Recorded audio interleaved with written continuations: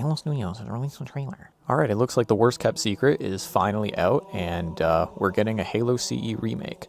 I've compiled a list from watching the trailer, as well as a few things from like the roundtable discussion they had as well.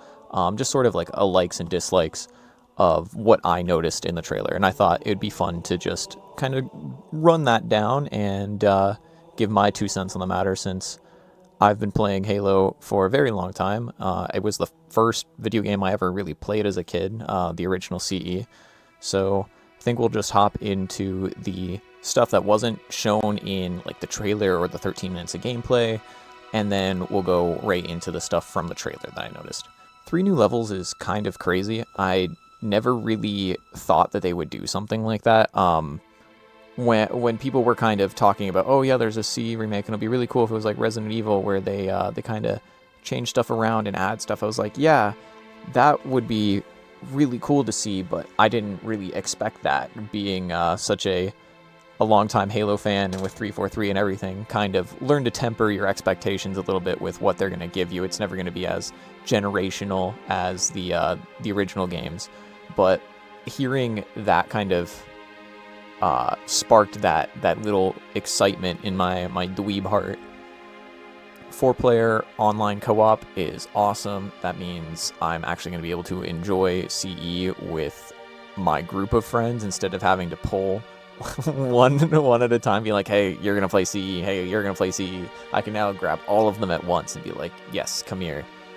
Apparently we're getting new weapons, like the needle rifle, and probably like the flamethrower and fuel rod, and definitely the energy sword and stuff. That was another thing where I was like, I was not expecting at all.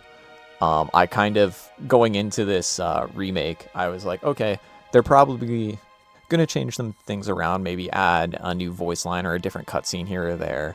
But I didn't expect them to be adding to the sandbox and things like that. That is insane. And to go with the 4-player co-op and all this new stuff they're adding a new Warthog seat where you can ride bitch, which is hilarious.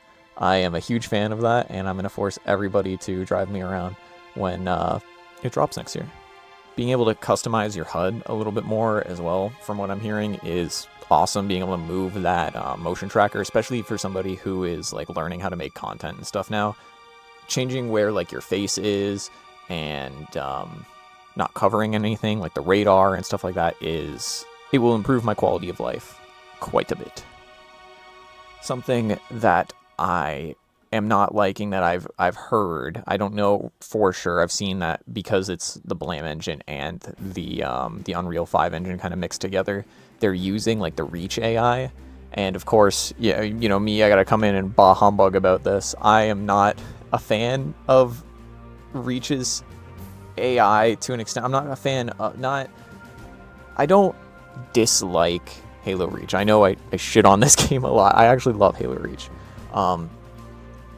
But I was hoping that they would try and kind of mimic the CE AI, because that was a holdover from when like Halo CE was supposed to be a real-time strategy game, so the enemies kind of fought each other a lot more, and it was a bit more cinematic to see the enemies like fight. You wanted to sit there and watch them do that. But hey, at least the Marines can drive you around now, which will be pretty interesting to see how they maneuver around certain locations on the ring. Okay, getting into the actual trailer stuff now that I've noticed. First, right off the bat, I'm going to say the cinematics, the lighting, and like the spark effects when Chief is shooting people. The new voice acting, how they've kind of done all the lines in the game and put different inflections on it and added a bit more, like Cortana talking about, oh, I've cross-referenced the holy text with this dig site data, and now we kind of know where like stuff is. I think that'll really make the difference for new players coming in and not just having to accept, oh, they call it Halo, this is a weapon. And side note to that, I am in the middle of reading the novelization of CE, so I am very excited to see if they sneak in a little Zukazama-me, or like Sergeant McKay, or Lieutenant McKay, Sergeant Silva, and stuff like that. Like, I really hope they have some sort of nod to it.